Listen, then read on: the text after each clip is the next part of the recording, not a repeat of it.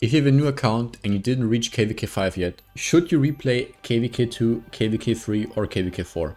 Let's find out, let's compare the KvKs and let's get into it. So first, I want to say, always replay a KvK if it means you migrate back and play with a friend. It's always worth it to miss out on more rewards and play with friends instead. It will make your game way more enjoyable.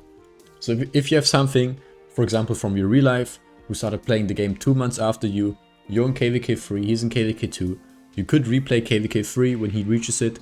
Even though it's not worth it from the rewards perspective, you will play with your friend. So a very popular KvK to replay is KvK2. A lot of people tell you to replay KvK2. They say it's a great idea. There are no Season of Conquest accounts anymore. You play with native accounts in KvK2, so accounts that are around your age. You can see for KvK2, if you come from KvK2 and you migrate halfway, your account cannot be 60 days older than the target kingdom. And if you come from KvK3, your account cannot be 120 days older than the target kingdom. So that means most accounts only replay KvK2 once, because after that they can't anymore and their account is too old.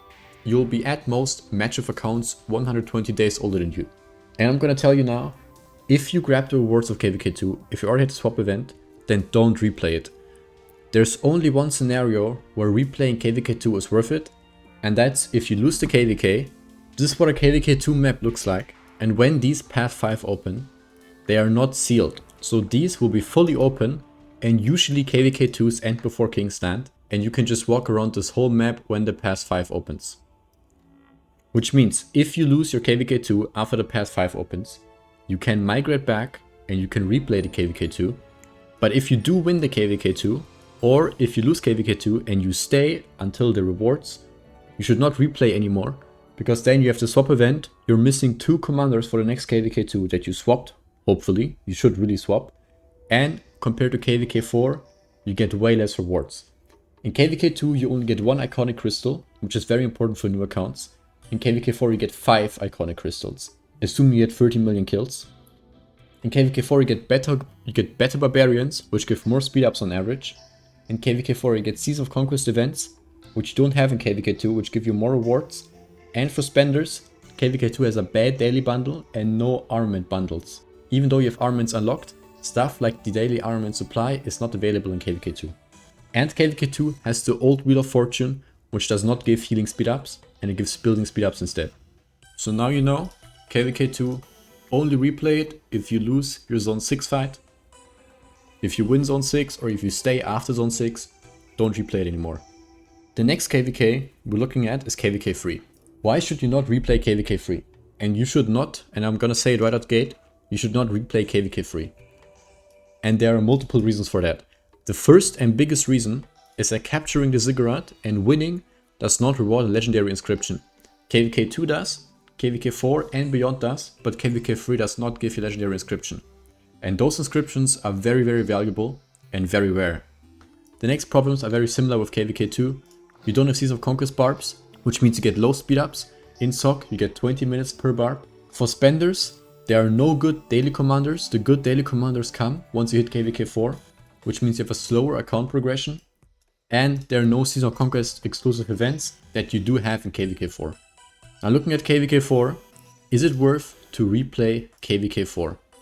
KvK4 actually counts as Season of Conquest, but it's a special story that only KvK4s can play, and it's the first Heroic Anthem story. It's listed under Heroic Anthem, but it's the first Heroic Anthem story and it's slightly different from other stories. First of all, the off-season is a fixed length and the matchmaking is shorter.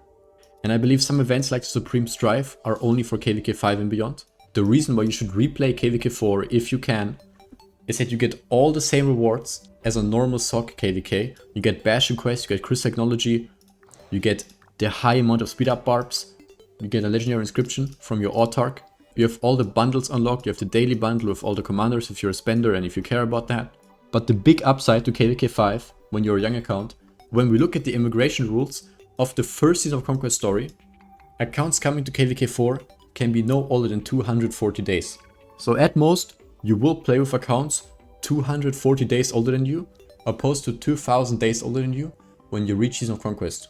Some of you probably know about sleepers, and sleepers are basically when you have a KvK5 Plus account that is however many days old and you don't log in for 30 days, you can trigger something called Team Immigration that lets you migrate back to KvK4.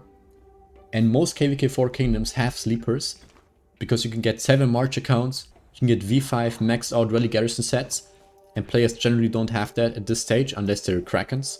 So you can see the kingdom I'm currently in has a bunch of sleepers. So a small percentage of accounts in your KvK4 will actually be old accounts, but most of the accounts will still be young accounts. That's it for the video. Thank you guys for watching. Make sure to like and subscribe, and see you next time. Goodbye.